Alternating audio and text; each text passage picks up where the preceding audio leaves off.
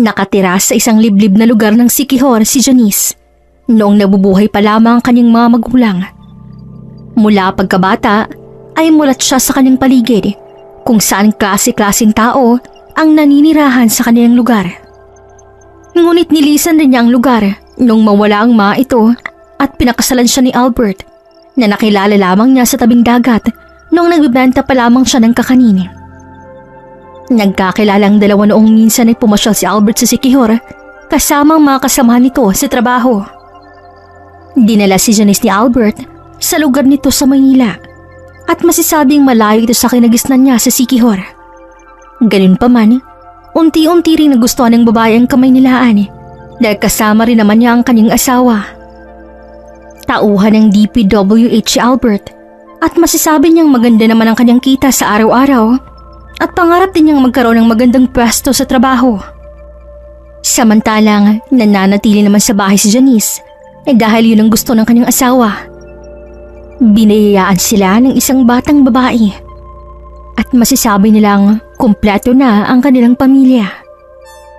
Wala na akong mahihiling pa, mahal. Nasa akin ang lahat ng pangarap ko sa buhay. Ang makilala kay napakagandang pangyayari na para sa akin, Janice. Lalo na ngayon na binigyan pa ako ng anak. Isa na lang ang kulang sa akin, mahal. Ang makuha ang pwestong inaasam-asam ko sa trabaho.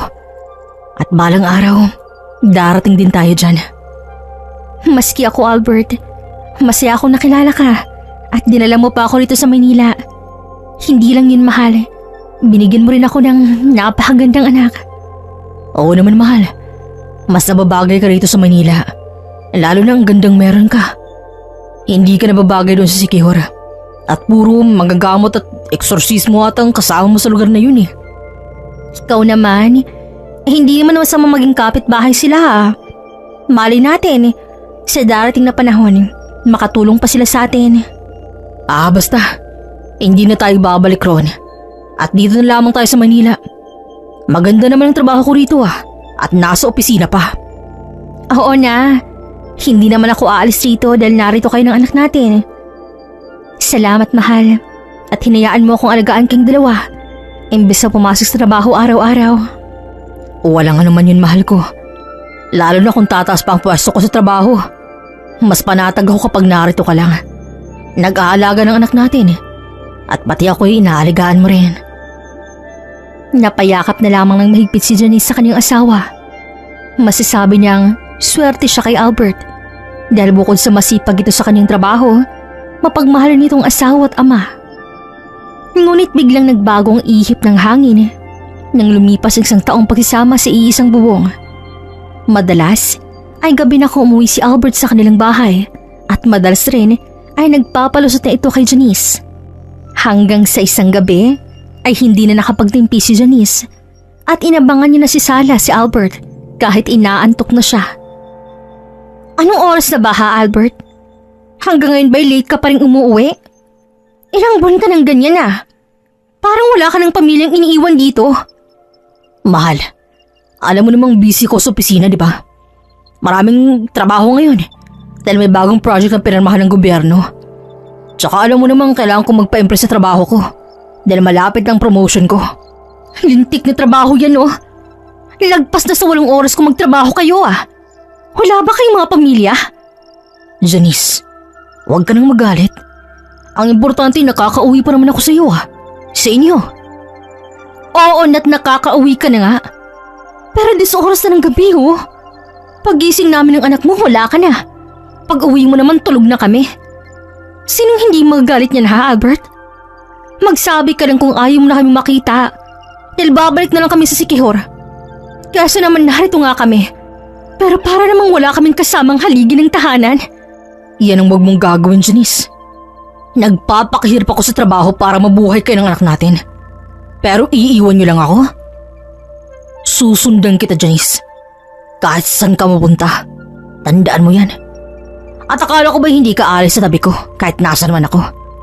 Bakit tila nagbago ng ihip ng hangin kasi naman Albert para na lamang tayong housemates dito. Wala nang tayong oras isa't isa. Pati ba naman sa bate wala na rin? Hindi naman porket na ibibigay mong pangangailangan naming mag-ina ay hanggang doon na lang yun. Hindi doon natatapos ang pagiging ama't asawa mo, Albert. At alam mo yan. Oh, sige na. Sige na. Huwag ka nang magalit. Bukas sa bukas ay hindi na muna ako papasok ng trabaho. Mag-mall tayo bukas at i-date ko kayong mag-ina ko. Just please, huwag ka nang magalit. Pagod na pagod ako. Sa pakiramdam ko, lalag ng tina ako. Anumang oras. Dahil sa dami ng trabaho ko sa opisina. Sinabi mo yan ha? Promise mo sa akin yan na ipapasyal mo kami bukas. Nakakatampo ka na. Huwag ka nang magtampo, mahal ko. Ikaw lang naman ang anak natin ang priority ko eh. Lahat ng to'y ginagawa ko para sa inyo. Biglang napawi ang lahat ng hinanaing at galit na nararamdaman ni Janice nang yakapin siya ng kanyang asawa. Pinalaki rin kasing mapagpatawad si Janice ng kanyang mga magulang noong buhay pa ang mga ito. O siya, tama na. Magpahinga ka na at magpapahangin lamang ako saglit. Susundin ako maya-maya. Saka kita imamasahe. Thanks, mahal. Pasok na ako sa kwarto ah. Nga pala, hayaan mo lang dyan yung mga gamit ko. Ako nang bahala niyan bukas. Huwag mo na yung pakilaman, okay? Oo na po. Pasok ka na. Pumasok na si Albert sa kanilang silid at naiwan naman si Janice sa sala. Huminga ng malalim ang babae at tumingin sa malayo. Kitang-kita ni Janice ang kagandahan ng kalangitan, lalo na ang bilog na buwan. Susunod na sana si Janice sa kanyang asawa nang biglang may umilaw na isang bagay sa loob ng bag ni Albert. Saktong na sinaga nito ng buwan, kaya ito napansin agad ng babae. Ano kaya to? Bakit may umiilaw rito? Agad kinuha ni Janice ang isang bagay na nakakasilaw sa kanyang paningin at nagulat pa siya nang malaman kung ano yun. Singsing at kwintas? Bumili ba si Albert nito para sa akin? Pero bakit ibang letter ng pendant? Elena? Pinagawa ba ito ng asawa ko? Maraming katanungan si Janice, kaya dali-dali siyang pumasok sa kanilang kwarto at balak na kausapin muli si Albert, ngunit tulog na ito. Huminga na lamang ng malalim ang babae at itinabi ang hawak-hawak na bagay. Hindi naman siguro nambababa ang asawa ko. Hindi niya naman siguro kami niloloko ng anak niya. Buong gabing hindi nakatulog ng maayos si Janice sa kakaisip sa kwintas at singsing na nakita niya mismo sa bag ng kanyang asawa. Hanggang sa nagising na si Albert at nagmamadali pa itong maligo. Seryosong naghintay si Janice dahil hindi siya mapakali kung hindi nakakausapin si Albert bago ito umalis. Albert, mag-usap na tayo. Mahal, tungkol na naman ba ito kagabi? Akala ko ba tapos na tayo niyan? Tama ka, Albert. Tungkol to kagabi. Bakit ka nagmamadaling maligo kung may usapan naman tayong magdi-date tayo ngayon, ha? Aalis ka naman ba nang hindi kami kasama? Naku, oo nga pala mahal no. Sorry, nakalimutan kong sabihin sa kagabi na may site visitation kami ngayon ng team ko. Alam mo namang stricto ang boss kong yun at baka matanggal pa ako sa trabaho ko. Albert naman, alam mo namang maghihintay lang kami ng anak mo dito, di ba? Kailan mo ba kami bibigyan ng oras ha? Kapag may sumuko na sa isa natin? Sa susunod na linggo. Promise love, totoo na to. Kailangan ko namang madali at baka malate pa ako. Pero wag mo muna akong awayin ngayon dahil kailangan kong suporta mo sa araw-araw ng trabaho ko. Bahala ka. Nga pala, bago ako pumasok kagabi, nakita ko tong singsing at kwintas sa bag mo. Aksidente ko lang nakita at wala naman talaga akong planong pakialaman ng bag mo eh. Teka, akin yan. Hindi akin yan, love. Pinadala lang yan sa akin ng kasamaan ko sa opisina. At ibibigay daw niya sa girlfriend niya. Tama, ibibigay niya sa girlfriend niya. Akin at baka masira mo pa. Ganun ba? Ang sweet naman ng kaibigan mo. May paganyan pa sa nobya niya. Samantalang ikaw… Love naman, huwag ka nang magtampo. Bibilan rin kita niyan. Mas maganda pa, okay? Sa ngayon akin na muna yan at baka ako pang mapagalitan ng kaibigan ko eh. Hindi na nagsalita si Janice at tahimik na lamang binigay ang bitbit na bagay. Nakaramdam ng panibog ang babae dahil pakiramdam niya ay Mas importante pa ang singsing at kwintas na yon kesa sa kanya. Tahimik na lamang bumalik sa pagkakahiga si Janice at hinayaan na lamang Mr. na umalis. Tahimik na nag-iisip ng ilang oras si Janice nang biglang tumawag si Albert. Janice, mahal. Huwag mo na akong hintayin mamayang gabi dahil late akong uuwi. Pagkatapos kasi ng site visitation namin ngayon, kakain kami sa labas. May ipapabili ka ba? Wala akong ipapabili. Binabala ni Janice ang tawag kahit ang totoo ay gusto niyang pagalitan ng asawa. Maraming gustong sabihin ng babae kay Albert pero mas pinili na lamang niyang tumahimik. Isang linggo pang lumipas at hindi pa rin nagbabagong schedule ng uwian ni Albert. Madalas siyang napapansin ni Janice na tila balisa ang kanyang asawa tuwing nasa bahay ito at palaging nakatutok sa cellphone kahit kausap siya. Hanggang sa magdesisyon si Janice na sundan ang asawa sa trabaho nito. Ayaw man itong gawin ni Janice dahil ayaw niyang magmukhang kontrabida sa mata ni Albert pero hindi na siya makapaghintay pa. 8:00 pa lamang ng umaga ay iniwan na ni Janice ang kanyang anak sa kanilang kapitbahay. Wala siyang sinabi kay Albert at basta na lamang itong sinundan sa trabaho. Ngunit pagdating niya sa lugar ay wala pa roon ang kanyang asawa. Kaya nagdesisyon siyang maglakad-lakad muna sa labas at magpalipas ng oras. Di nagtagal ay nakarating si Janice sa labas ng isang magarbong restaurant. Biglang nakadama ng gutom ang babae kaya agad siyang pumasok sa loob. Napalinga-linga pa siya para maghanap ng mauupuan nang biglang makita niya ang isang pamilyar na mukha. Walang iba kundi si Albert. Anong ginagawa ng asawa ko rito?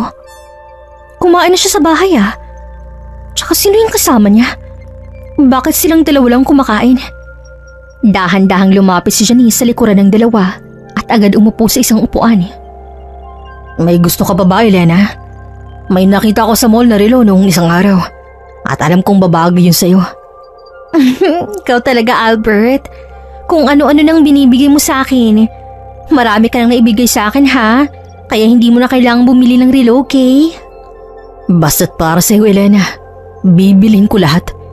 Kumain ka pa at malayo pa naman ang oras natin sa trabaho Sa susunod nating gala, sana kasama natin ang anak mo Hindi yung tayong dalawa lang. Elena, single dad ako. Kaya natural na nga minsan umalis ako nang hindi kasama ang bata. Biglang nag-init ang dalawang tenga ni Janice na narinig. Isa lang ang pumasok sa isip niya. Naglolo ko nga ang kanyang asawa.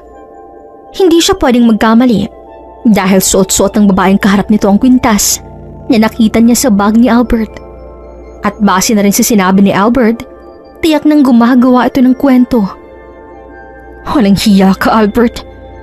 Niloloko mo pala akong lalaki ka. Single dad mo mukha mo. Good morning, ma'am. Ano pong order ninyo? Wala, miss. Aalis na rin ako ngayon. Biglang kinalaman ni Janice ang kanyang sarili dahil ayaw niya namang ipahiya ang kanyang sarili sa loob ng restaurant. Agad siyang tumayo at tahimik na lumabas roon. Aabangan na lamang kita sa bahay, Albert. Makikita mo talagang hinahanap mo. Single dad pala Pagdating ng bahay, ay agad nang impake ang babae dahil balak niyang umuwi sa kanyang lugar upang makalayo sa kanyang asawa. Bigla na lamang napayak ang babae dahil sa sakit na nararamdaman. Bakit mo ito nagawa sa amin, Albert? Paano mo ito nagawa sa akin? Gabi na nang dumating si Albert at nagtaka pa itong makitang ilang maletang nakalatag sa sala. Janice, mahal, ano tong mga maletang to? Bakit nandito to sa labas? Aalis kayo? Galit na tumayo si Janice at biglang sinampal si Albert. Nagtataka ka pa Aalis na kami rito ng anak mo dahil alam ko ng sikreto mo. Manluloko ka? At teka lang, Janice, ano bang pinagsasabi mo? Hindi kita maintindihan. Pwede bang huminahon ka muna? Anong hindi mo maintindihan sa sinasabi ko, Alam ko na nga, Albert. Alam ko nang niloloko mo ko. Hindi lang ako kundi pati ang anak mo. Walang hiya ka. Sinasabi mo pa sa akin na pag-aari ng kasamaan mo yung kwintas at singsing na nakita ko. Pero ang totoo, Sa'yo pala yun galing lahat? At para kanino ha? Para sa babaeng pinakain mo sa restaurant kanina? Oo, alam ko. Nakitang-kita ng dalawang mata na niloloko mo ako. Janice, let me explain. Hindi ko ginustong lokohin ka. Ginagawa ko lang yun para sa promotion ko. Promotion? Nababaliw ka na ba ha, Albert? May asawa at anak ka na. Pero nakukuha mo pa rin magloko? Gusto mo yatang ipatanggal kita sa trabaho mo at isiwalat ang kalokohan ng dalawa ng babaeng yon. Ano nga bang pangalan nun? Elena? Janice, please. Huwag mong gawin yan. Pangako, mahal. Titigilan ko na si Elena. Hindi ko na itutuloy ang bala ko. Huwag niyo lang kong iwan. Napalood na si Albert habang umiiyak sa harap ni Janice. Napaiyak na rin ang babae dahil nalilito siya kung pagbibigyan niya ba ang kanyang asawa o tuluyan itong iwan. Please, mahal. Patawarin mo na ako. Ngayon naman ako nagkasala sa iyo. Kaya pakiusap. Bigyan mo pa ako ng isang tsansa. Magbabago na ako, Janice, pangako. Alam mo namang mahal na mahal kita, Albert, di ba? Binago mo ang buhay ko at dinala ko dito sa syudad. Pero hindi naman ako nagkulang sa bilang asawa. Kaya hindi ko matanggap-tanggap na niloko mo ako. Kailan pa ha? Kailan pa? Mahal, ngayon lang to. Please, iiwan ko na si Elena. Kaya huwag ka nang umalis. Kung gusto mo, aalis ako sa trabaho ko para sa'yo. Hahanap ako ng ibang trabaho, mapanatag ka lang.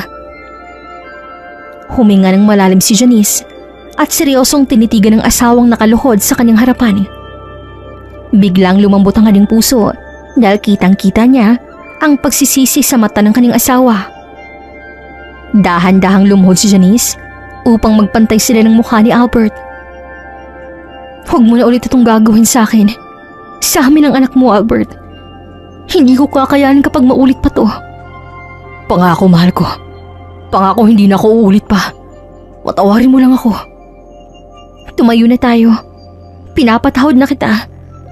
Basta tandaan mo na sa oras na malaman ko ng babae ka ulit, hindi na kita mapapatawad pa. Niyakap ng mahigpit ni Albert si Janice ang mga oras na yun. Kinakabahan pa rin ng lalaki na iwan siya ng kanyang mag-ina, lalo pa at wala ng magulang na uuwian si Janice. Nagdesisyon si Albert na bumawi sa kanyang mag-ina upang hindi na mag-isip ng masama si Janice sa kanya. Tuwing linggo ay pinapasyal niya ang kanyang mag-ina sa iba't ibang lugar. Bumibili rin siya ng mamahaling alahas at nireregalo ito kay Janice. Lumipas ang isang buwan, hindi pinagsisihan ni Janice na pinatawad ang kanyang asawa dahil bumalik na nga ito sa dati.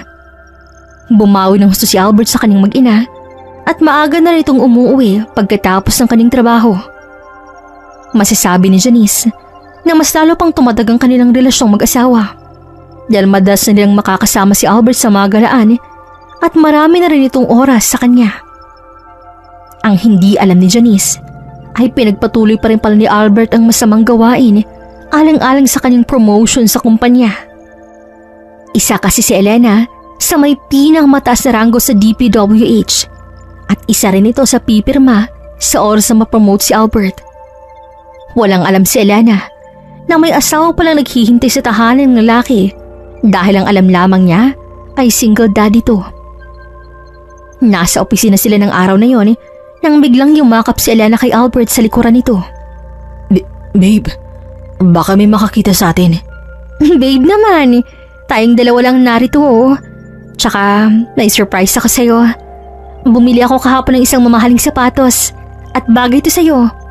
May binili na akong damit para sa baby girl mo. Thanks, babe. Andito ko nasusutin ng sapatos at baka masira pa yan kung gagamitin ko sa labas. Okay, babe. Tsaka babe, kailan mo ba ako ipapakilala sa anak mo? Matagal-tagal na rin naman tayo. Baka pwede ko nang makilala ang bata? Sa tamang panahon, babe. Tsaka may kasama namang yayang anak ko sa bahay. Kaya hindi mo na siya kailangang isipin. Ang isipin mo na lang ay kung kailan ma-aprobahan ang promotion ko. Naku, maghintay ka na lang. At alam mo namang papunta ka rin naman doon. I got it, babe. Sinabi mo yan ha. Hindi na ako mapaghintay, Elena. Matagal ko ng pangarap to. At alam kong ikaw ang magiging tulay ko para makamit yun. No worries, honey. Basta't mahalin mo lang ako tulad ng pagmamahal ko sa'yo. Pangako, kahit anong hiling mo, ibibigay ko. Napangiti na lamang si Albert at hinalikan sa labi ang babae. Hindi na siya makapaghintay na ma-promote sa trabaho dahil pangarap niya ito. At tulad ng nakagawian, ay umuwi ng maaga si Albert at masaya naman itong sinalubong ng kanyang mag-ina. Lumipas ang ilang buwan, nakuha na ng lalaki ang matagal ang inaasam-asam na promotion at masayang umuwi si Albert sa kanilang bahay at agad sinabi kay Janice ang magandang balita. Janice, mahal, promoted na ako. Ang saya ko dahil nakuha ko ng promotion nilaan para sa akin. At talaga, mahal? Naku, congratulations sa'yo. Sa wakas nagbunga na rin ng ilang taon mong pagtatrabaho sa kanila. Salamat, mahal. Salamat rin sa suporta mo, ha. At dahil dito sa promotion ko, magse-celebrate tayong 3 ng anak natin. Saan nyo ba gusto at libre ko na kayo? Masayang-masayang mag-ina at napatalon pa sa tuwa habang yakap-yakap kay Albert. Halos mapunit ng kanilang mga labi dahil sa kakangiti. Dinala ni Albert sa isang mall ang kanyang mag-ina upang mag-celebrate. Masaya rin silang umuwi at agad na nagpahinga. Kinabukasan ay maaga pa rin nagising ang mag-asawa hanggang sa pumasok na sa kanyang trabaho si Albert.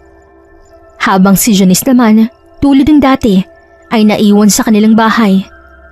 Niisipan ng babaeng magluto ng maraming ulam, hindi para sa kanya, kundi para kay Albert at sa mga katrabaho nito bilang pasasalamat. Oo nga, no? Bakit hindi ko sila pagluto ng specialty ng asawa ko? Para naman makapagpasalamat rin kami ni Albert sa kanila ng personal. Tama. Pagluluto ko sila ng adobong baboy. Agad naghanda si Janice at hindi na nagpaalam sa kanyang asawa para sa kanyang naisip na plano.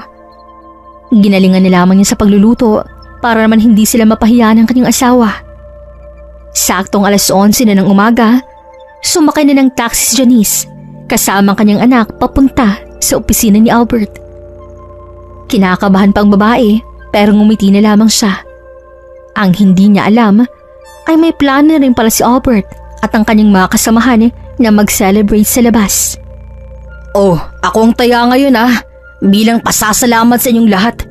Lalo na kay Elena na hindi ako pinabayaan mo simula nung unang pasok ko rito hanggang sa ma-promote ako. You're my angel, Elena. Ikaw talaga? Kung ano-anong sinasabi mo. Bilisan na lang natin ang trabaho upang makapag-celebrate na tayo. Yes, boss.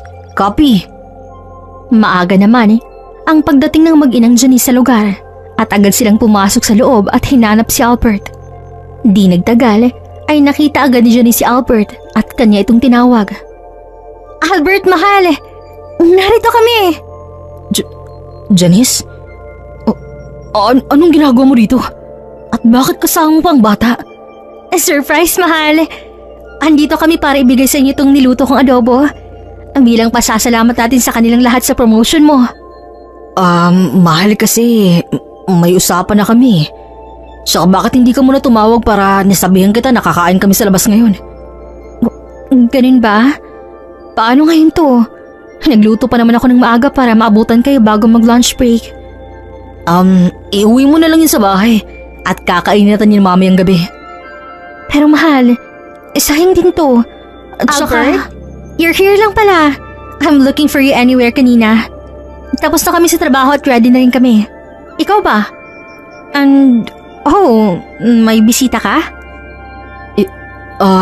Elena, si Janice. Hindi na natapos ni Albert ang balak na sasabihin dahil biglang sumeryosong mukha ni Janice at lumapit ng konti kay Elena. Biglang kumulo ang dugo ni Janice nang makitang mukha ng babaeng dating kalaguyo ng kaning mister. Ikaw pala si Elena. Nice to meet you pala. Nakita na kita dati sa restaurant pero hindi kita kinausap. Janice, please. Isa bahay na lamang tayo mag-usap. Hindi. Hindi pa ako tapos, Albert, kaya tumahimik ka. Anyway, Janice. Janice ang pangalan ko. At asawa ako ni Albert. What? Ikaw ang asawa ni Albert? Albert, ano to? Elena, I can explain. Janice, please. Umuwi na muna kayo. Bakit ha, Albert? Kinakaya mo ba kami ng anak mo? O hanggang ngayon ay may relasyon pa rin kayo ng babaeng to? Excuse me? Elena's my name. At huwag mo kong tawaging babae dahil may pangalan ako. Tsaka, yes, Albert and I are in a relationship. Hindi ko naman alam na tumahimik kang babae ka. Proud ka pa talagang aminin sa harap ko mismo. Nakabit ka ng mister ko, ha? Oh my gosh, anong pinagsasabi mo, Janice? Hindi ako kabit over my dead body. Huwag mo kong arte ang babae ka dahil hindi ako takot sa'yo. Please, Janice. Huwag kang maskandalo dito. Nakakaya, Lalo pat kahapon lamang ako na-promote. at kasalanan ko pang mokong ka, ha? Sarili mo pa rin ang iniisip mo kahit sa gantong sitwasyon?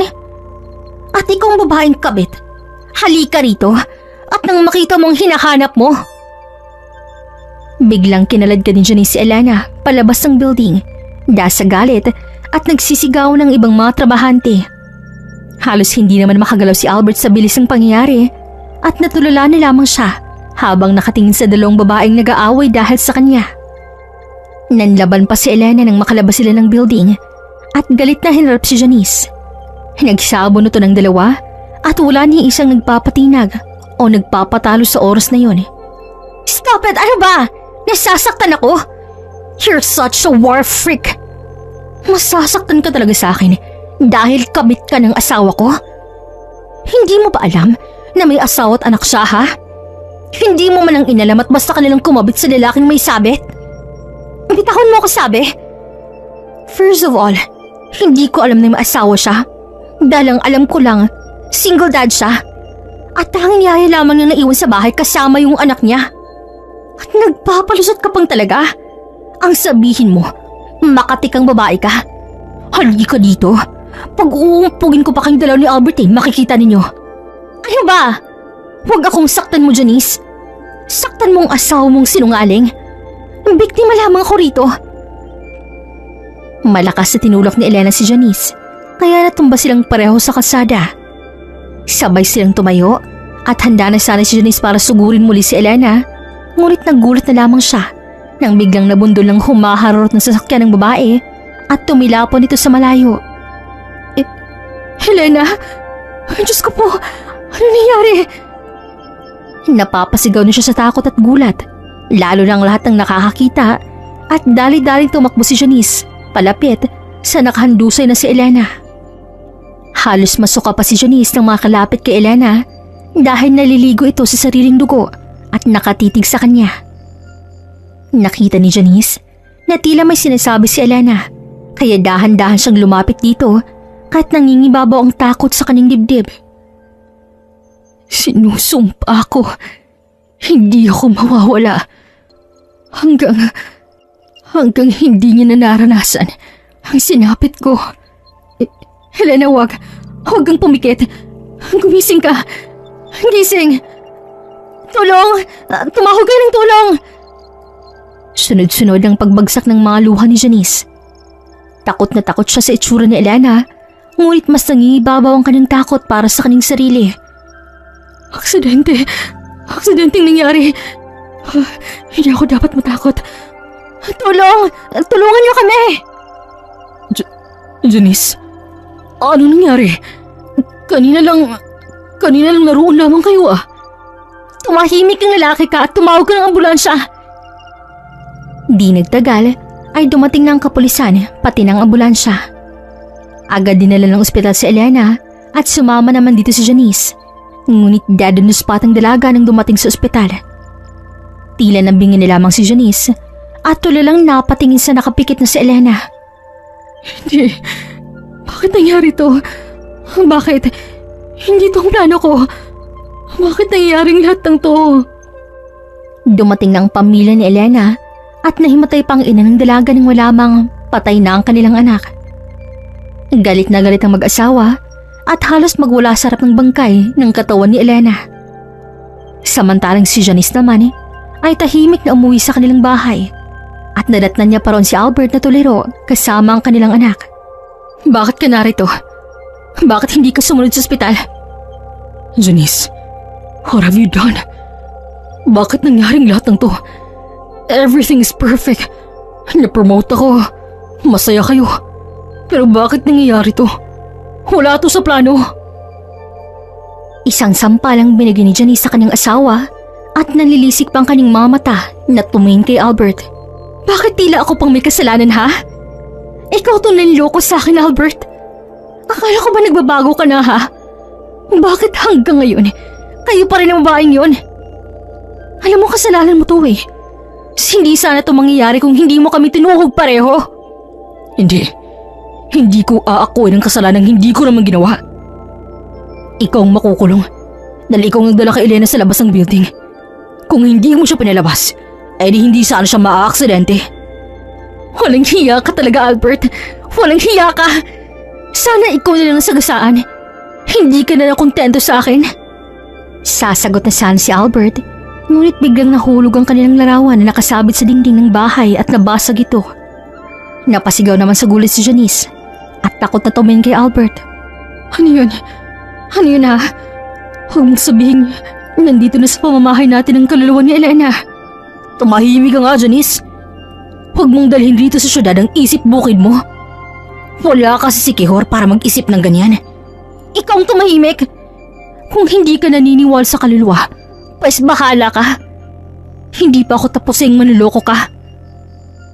Nagmamadaling pumasok si Janice sa loob ng kanilang kwarto at agad naligo.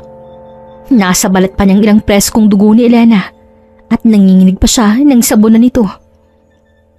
Elena, hindi ko sinasadya. Diyos ko, tulungan mo si Elena ang umalis sa mundong tong ng tahimik. Nasa kalagitnaan pa ng pagsasabon ng katawan si Janice nang biglang mawala ang agos ng tubig. Agad na napatigil si Janice at dahan-dahang sinara ang shower at binuksang muli ito. Nakahinga ng maluwag ang babae nang maramdaman ng unti-unting pag-agos ng tubig. Ngunit ilang segundo lamang ay napatigil siyang muli dahil iba ang lasa at amoy nito. Bakit? Bakit amoy dugo? Bakit nalalasahan ko ang dugo? Amoy daga! Nilakasan ni Janice ang shower at nanlaki ang kanyang mga mata nang makita ang malakas sa pagbuhos ng pulang tubig at agad nagsisigaw ang babae sa takot. Ayoko na! Ayoko na, tama na! Tigilan niyo na ako, ano ba? Mas lalo pang bumuhos ng malakas ang tubig na kulay dugo at basang-basa na si Janice sa mga oras na yon. May isang anino rin sa salamin kung saan nakaharap si Janice na tila nakangiting nakatingin sa kanya. Sigaw lamang siya ng sigaw hanggang sa bumukas ang pintuan ng banyo at iniluwa doon si Albert. Janice, ano nangyari? Bakit ka nagsisigaw? Yung tubig ng shower, Albert. May dugo. Anong dugo? Walang dugo ang tubig, Janice, ano ba? Nahihibang ka na siguro. Magmandali ka dyan at may pulis sa labas. Pulis? Anong ginagawa ng mga pulis dito? Albert, anong nangyayari? Anong kailangan nila sa atin? Hindi ko alam. Pero malakas ang kutob ko na dahil sa aksidenteng nangyari kanina. Magmadali ka riyan at harapin natin tong dalawa. Lalo pang nanginig sa takot si Janice sa kanyang narinig at nagmadali na lamang tinapos ng pagligo. Maya-maya pa ay lumabas na siya at humarap sa kapulisan kasama si Albert. Ano kung kailangan nila? Inaniyahan po namin kayo mag-asawa sa presinto. May mga kailangan lang ho kaming itanong sa inyo tungkol sa aksidenteng nangyari kanina. Susunod ho kami. Tahimik na lumabas ng bahay ng mag-asawa at iniwan muna sa kapitbahay ang kanilang anak. Tahimik namang nagdarasal si Janice dahil ang totoo ay natatakot siya na baka siyang ikulong dahil sa pagkamatay ni Elena. Will you please relax? Kanina pa kita napapansin na balisa. Huwag mo kong kausaping manloloko ka. Kasalanan mo to eh. Kaya nagkandaletse-letse ang buhay ko ng dahil sa'yo. Kung hindi ka lang sana ng babae, di sana masaya tayong umuwi ngayon galing sa opisina mo. Hindi ba't una pa lang ay sinabi ko na sa'yong ginamit ko ng si Elena para ma-promote ako? Anong hindi mo maintindihan dun? Lintik na promotion yan, Albert. Alam mo, sa oras na matapos ang dilubing to, ipapakulong talaga kitang lalaki ka. Yan ang wag mong gagawin, Janice. Dahil ako nilang ang meron kayo ng anak nating dalawa. Baka nakakalimutan mong wala kang magulang. At kung babalik ka man sa Sikihor, pagsisisihan mo. Tingnan lang natin, Albert, kung sino sa ating dalawang magsisisi. At sisiguraduhin kong ikaw yun at hindi ako. Tulad mo, ay sisiguraduhin ko rin, Janice, na hindi ako magsisisi. Wala akong pinagsisisihan sa buong buhay ko. Tandaan mo yan. Lahat ng gusto ko sa buhay, nakukuha at natutupad ko. Lahat-lahat, Janice. Lahat-lahat. Sige lang, magmataas ka lang dyan. Dahil tingin mo, ako lang ang naiipit dito. Bilog ang mundo, Albert. Bilog ang mundo. Hindi na nagsalita ang dalawa hanggang sa narating na nilang presinto. Pinasok sila sa kanya-kanyang kwarto at unang tinanong si Janice ng kapulisan. At hindi pa man sila natapos, ay bigla na lamang sumugod ang ina ni Elena. Nakakapasok lang sa presinto. Walang hiya kang babae ka? Nang dahil sa'yo nawala ang anak ko, ipapakulong kita, tandaan mo yan. Wala ho akong kasalanan, ma'am. Aksidente hong nangyari. Kahit ano pang sabihin mo, ay ipapakulong kita. Kitang-kita sa CCTV kung paano mo sabunutan ang anak ko palabas ng building. Kaya nangyaring karumal-dumal na pangyayaring yon. Ikulong ang babaeng yan at sasampahan ko siya ng kaso. Teka, huwag na po akong ikulong. Magpapaliwanag ako. Kailangan ako ng anak ko. I suggest, maghanap ka na ngayon pa lang ng magaling na abogado. Dahil gagawin ko ang lahat, makulong ka lang. At pagbabayaran mong pagkawala ng anak ko. Teka lang naman, may kasalanan din ang anak niyo sa akin. Hindi lang akong may kasalanan dito, ano ba? Kailangan ako ng anak ko. Napaiyak na lamang si Janice dahil agad siyang kinulong sa presinto ng kapulisan. Marami pang sinasabi ang pulis sa kanya, ngunit tila wala na siyang naririnig dahil iyak lamang siya ng iyak sa loob ng selda. Maya-maya pa'y lumabas at nilapitan siya ni Albert na seryoso lamang tumiting sa kanya. Sorry, Janice, pero ayokong masali sa gulong ginawa mo. Mahal ko ang trabaho ko, kaya ako nang bahala sa anak nating dalawa. Hindi mo to pwedeng gawin sa akin, Albert. Hindi mo ako pwedeng iwan dito at lalong hindi mo ilalayo sa akin ang anak nating dalawa. Kung hindi ka lang sana nagpadalos-dalos, di sana nasa bahay ka lang ngayon at wala dyan sa selda. Sa ngayon, himas rehas ka muna. Ang kapal talaga ng mukha mo. Pinagsisisihan kong ikaw naging asawa ko. And then napaka-selfish mo. Pinagsisisihan ko rin na naging asawa kita, Janice. Buong akala ko'y maiintindihan mo ko eh. Lalo na't para sa atin din naman itong ginagawa ko. Pero hindi. Masyadong sarado ang utak mo para sa pangarap ko. Huwag mong sabihin yan sa akin, Albert. Naluuna pa lang, alam nating dalawa na niloloko niyo akong dalawa ni Elena. Hindi ko kayo mapapatawad. Lalo ka na! Kung yan ang pasya mo, bahala ka rito. Magkanya-kanya na rin tayo.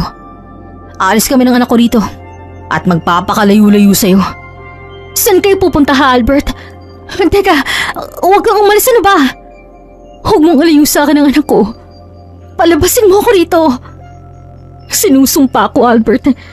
Magkikita pa tayo. At sa oras na makalabas ako, ipapakulong kitang babaero ka. Lumipas ang ilang araw, ay nakahanap rin ng libreng abogado si Janice sa tulong ng kanyang kapitbahay na nagmagandang loob sa kanya. Kinuha sa akin ni Albert ang bata, Janice, at nalaman ko ring andito ka. Huwag kang mag-alala at lalabas ka rito kahit anong mangyari. Pero manang, wala akong pera dito. Alam mo naman siguro na hindi ako pinagtrabaho ni Albert. Nawawala na ho ako ng pag-asa. Huwag mong sabihin yan dahil dumulog na ako sa PAO at nakakuha ko ng libreng abogado na handang tutulong sa iyo. Manang salamat. Maraming salamat po talaga. Mabait at magaling ang abogadong nakuha ng ginang at ginawa nito ang lahat upang mapaulang sala si Janice.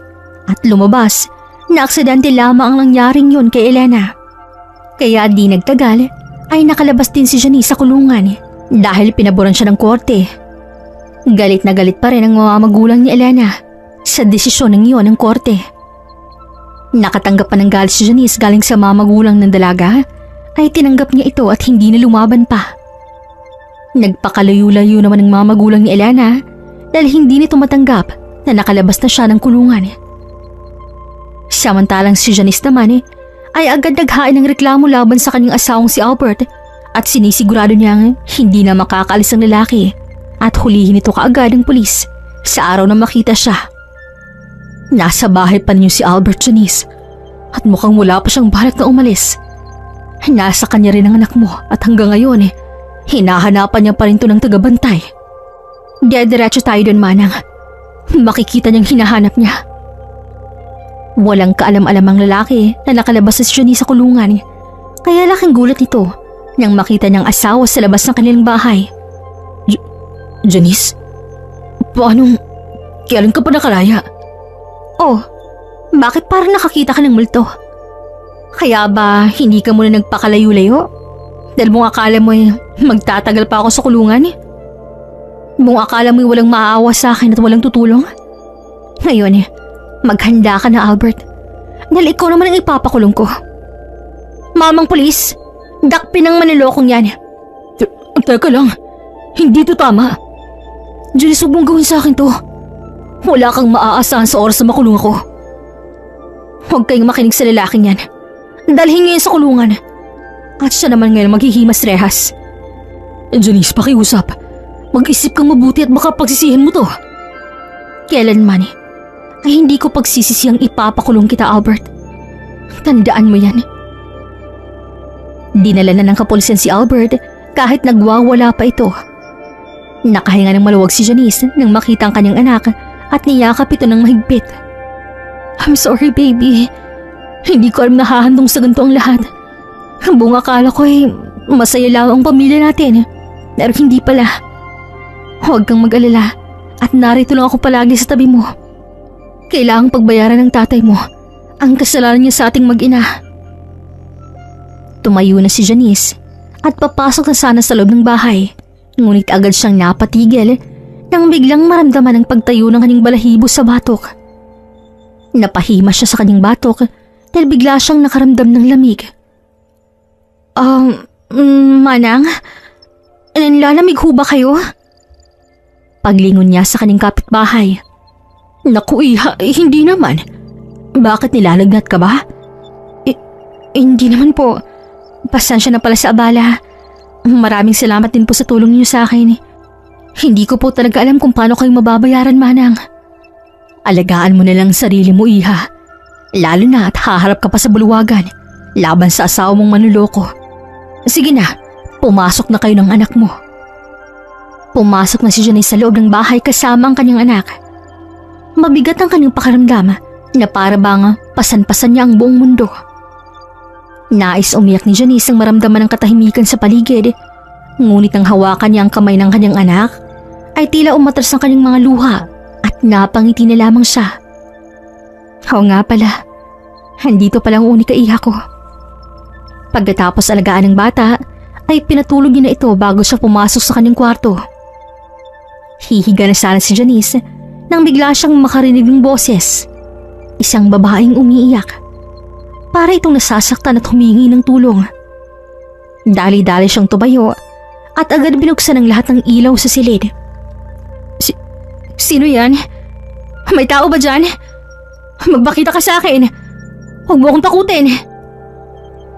Biglang bumilis ang tibok ng puso ni Janice nang napalitan ng pagsinghot ang kaninang iyak ng babae. Lumamig rin ang hangin sa loob ng silid kahit hindi pa naman nakabukas ang aircon. Hindi ako natutuwa. Sino yan? Magpakita ka, sabi. Hanggang sa biglang nagpatay sindi ang ilaw sa kwarto, kaya napasigaw siya sa takot at nagmamadali na sanang lumabas ng kwarto. Ngunit napatigil siya nang mapagtantong ayaw magbukas ng pinto na para bang may humahawak sa doorknob sa labas. Sumisigaw siya ng tulong. Mommy? Mommy?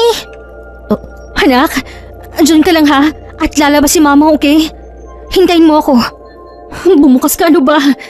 Hindi ako natutuwa sa'yo. Malakas sa hinatak ni Janice ang doorknob at agad itong bumukas. Ngunit lalong natakot si Janice dahil wala ang kanyang anak sa labas ng pintuan at mag-isa lamang siya. Sinong tumawag sa akin kanina? Rinig ko may bata rito kanina. Anak, nasan ka? Nagmamadaling lumabas si Janice ng silid at dumiretso na sa kwarto ng kanyang anak at agad tumabi sa bata nang makita niya itong tulog na tulog at tila walang naririnig sa nangyari. Diyos ko, ano ba itong naririnig kong kakaiba? Hindi kaya dinalaw ko ni Elena? Pero bakit niya naman ako dadalawin kung siya itong may kasalanan sa akin? Tama, kung siya itong nagpaparamdam sa akin, hindi ako dapat matakot. Sila ni Albert ang may kasalanan sa akin, kaya hindi ako dapat matakot. Dahan-dahang tumayo si Janice at lumabas sa silid ng kanyang anak. Nakita niyang bumalik na sa dati ang kanyang mga ilaw, kaya nakahinga siya ng maluwag. Nasa kalagitnaan na siya ng kanyang silid nang biglang mamatay muli ang ilaw, kaya napasigaw siyang muli. Bigla ring tumunog ang TV sa loob ng kanyang kwarto, kaya nagmamadali siyang pumasok sa loob. Napahawak siya sa kanyang puso nang biglang makita ang tila isang mensaheng nasa TV. Sinusumpa ko, hindi ako mawawala hanggang hindi niya naranasan ang sinapit ko. Diyos ko, Helena, bakit ka pa narito? Hindi na itong mundo mo.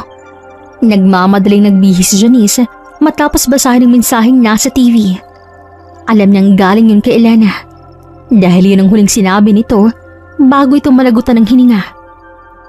Nagmamadaling lumabas ng bahay si Janice at agad tinawag ang kanilang kapitbahay. Kailangan kong umuwi sa amin, Manang. Kailangan kong humingi ng tulong.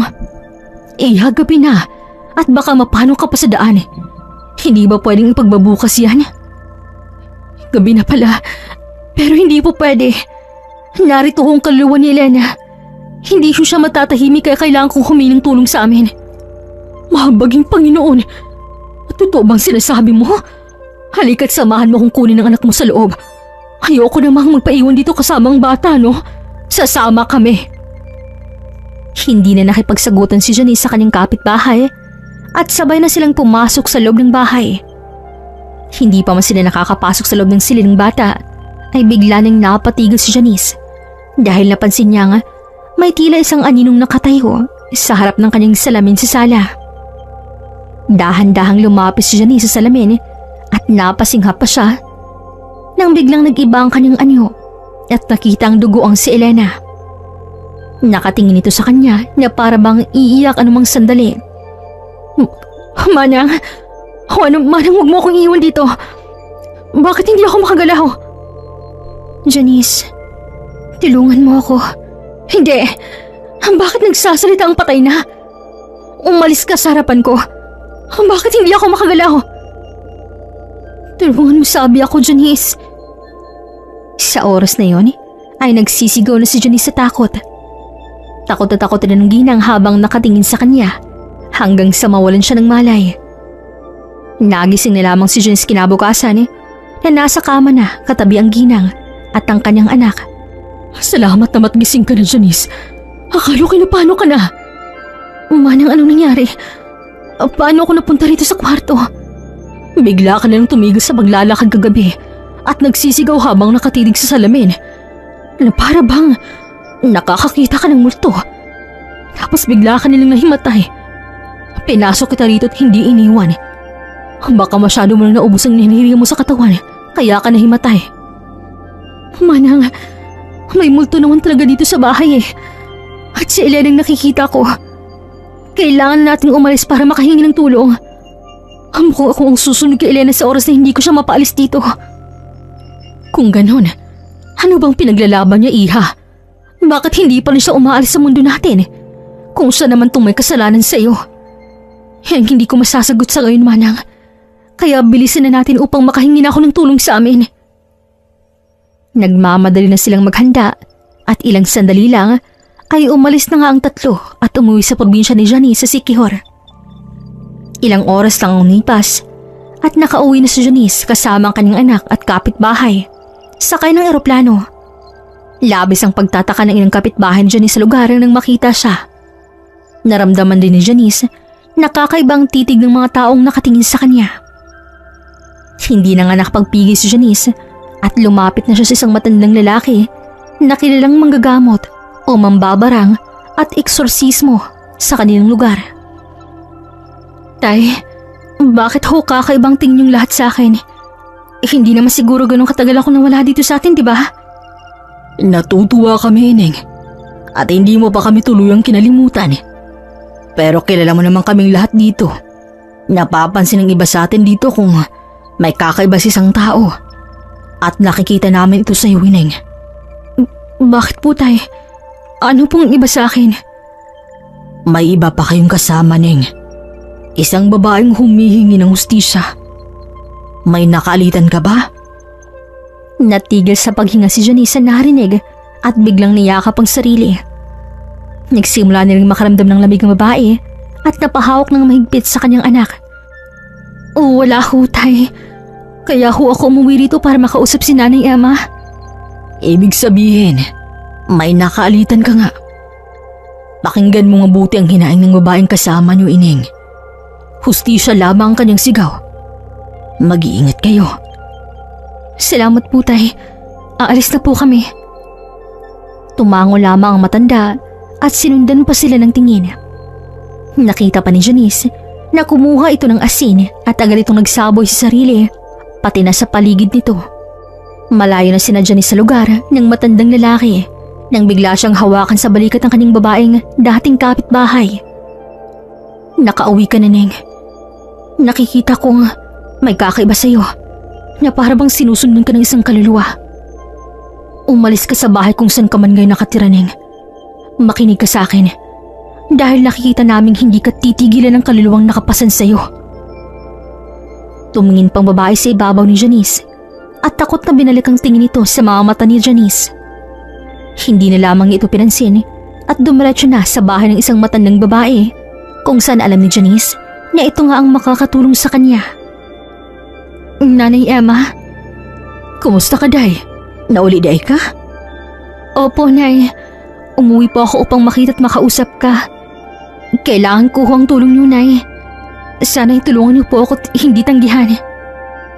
Tumitig lamang ang matanda kay Janice at pasimple pa itong tumingin sa kanyang ulo na napansin naman ng galing babae. Kwento mo sa akin, Day. Maminaw ko. Ikinuwento na ni Janice ang kanyang problema, pati na ang pagpaparamdam ng isang kaluluwa sa kanya. Isang magaling ng magagamot at eksorsismo sa kanyang lugar ang matandang babae. At sa edad nito ay hindi pa ito pumalpak. Ikaw lang pong naisip kong makakatulong sa akin, ay hindi ako makakatulong maayos kapag hindi ko masolusyonan ang problema kong to. Ramdam kong may kakaiba sa bahay. Minsan ko na rin nakikita ang kaluluwa niya, Nay. Kaya tulungan mo ako. Naiintindihan ko, Day. Huwag kang mag-alala at sasama ako sa inyo sa Manila. Maghahanda lamang ako at mukhang hindi basta-basta itong kalaban mo. Salamat po, Nay. Hindi ko po ito makakalimutan. Gusto ko lamang pong mamuhay ng matiwasay kasama pong anak ko. Nakahinga ng malalim si Janice at mahigpit na napahawak sa kamay ng kanyang walang kamuwang-muwang na anak. Hindi na rin sila nagtagal sa kanyang lugar at lumipad rin pabalik ng Maynila kasama ang matanda. Gabi na nang narating nilang bahay ni Janice at napatigil pang matandang si Emma. Nang nasarap na sila ng bahay. Nay, bakit po? Mabigat ang pakiramdam ko, Day. Mukhang malaking hinanakit ang kasama mo sa loob ng bahay. Agad na napanunok si Janice at napatitig sa labas ng bahay. Nasa loob na siya, Nay. Ang sabi ng tatay sa akin kanina Nauna pa siyang dumating sa atin dito. Takot yatang hindi natin papasukin. Nais kong sabihin sa iyo, natatagan mo lang ang sarili mo. Huwag kang matakot sa multo. Mas matakot ka sa tao. Naiintindihan mo ako, Day? Opo. Gusto niyo po bang pumasok, Nay, o dito na muna po tayo sa labas? Pumasok na tayong dalawa sa loob. Maiiwan mo na dito sa labas ang bata. Tamang matanda, Iha. Mas makakabuti kung dito na muna kami sa labas. Baka mapano pa kami ng anak mo sa loob. Tatagan mo ang sarili mo upang tigilan ka na niya. Tumango lamang si Janice sa kanyang kapitbahay at nauna nang pumasok ang matanda sa loob at sumunod naman siya dito. Maya-maya pa, ay agad hinanda ng matanda ang kanyang kagamitan para tawagin ang kaluluwa na nasa loob ng bahay at ihatid ito sa lugar kung saan siya nararapat at nabibilang. Umupo ka sa tabi ko, Day. Magdasal muna tayo at tawagin natin siya. Nay, hindi ba to delikado? Baka may mangyari sa atin dito. Manalig ka na lang sa akin. Sumunod na lamang si Janice sa utos ng matanda at naupo na sa tabi nito. Nagsimula na itong magdasal at nagsimula na rin silang makaramdam ng panlalamig, lalo na si Janice. Pinikit na lamang niya ang kanyang dalawang mata sa takot na baka makita siyang muli sa paligid. Ilang minuto lamang lumipas ay biglang nawala ng ilaw ang dalawa at napahawak naman ng mahigpit si Janice sa matanda. Nay, Emma, natatakot ako. Nawala akong ilaw. Huwag kang matakot, Day, at narito ako. Nararamdaman ko ng presensya niya at narito na siya sa harap natin. Nay, anong gagawin ko? Hindi sumagot ang matandang babae, bagkos nagdasal lamang itong muli. Dahan-dahan ang minulat ni Janice ang kanyang mamata at napasinghap siya nang makita sa kanyang harapan si Elena. Naduguan ang buong katawan at halos lumuwa pa ang mga mata nito. Nay, Emma, nasa harapan ho natin si Elena. Nakatingin siya sa akin. Nay, anong gagawin ko? Manalig ka na lamang, Iha, at subukan mo siyang kausapin. Bumitaw ang matanda sa pagkakahawak kay Janice at sinindihan ang kandilang nasa kanilang harapan. Biglang nawala ang imahe ni Elena nang magkaroon ng ilaw sa loob ng bahay na nagmumula sa kandila. Nagsimula muling magdasal ang matandang manggagamot at muling naramdaman ni Janice ang malamig na kamay na tila dumapo sa kanyang balikat. Napaigtad pa si Janice, ngunit mahigpit siyang hinawakan ng matanda kaya napakalma siya. Elena, magpakita ka sa akin. Gusto ko lang malaman kung bakit hanggang ngayon narito ka pa rin sa bahay ko kahit ilang araw ka nang wala. May gusto ka bang sabihin sa akin? Alam ko na may binitawan kang salita sa akin bago ko nalagutan ng hininga. Narinig ko yun. Hindi kita masisi kung bakit mo nasabi sa akin. Pero Elena, sana rin malaman mong galit rin ako sa iyo dahil sa panuloko niyong dalawa ni Albert sa akin. Biglang lumakas ang hangin na halos lumipad ang mga buhok ng dalawang babae. Galit siya, Day. Galit ang kaluluwang kausap mo. Kausapin mo pa. Elena, huwag kang magalit at nagsasabi lamang ako ng totoo. Magpakita ka sa akin at nang malaman ko rin ang hinaing mo. Andito ako sa likod mo, Janice. Malamig ang boses ni Elena, ngunit bakas dito ang lungkot. Biglang nakadama ng awa si Janice rito, kaya huminga siya ng malalim. Elena, kausapin mo ako. Hindi ko alam. Hindi ko alam na may asawa pala si Albert. Buong akala ko single siya. Ngayon ko na napagtanto na pareho niya pala tayong niloloko.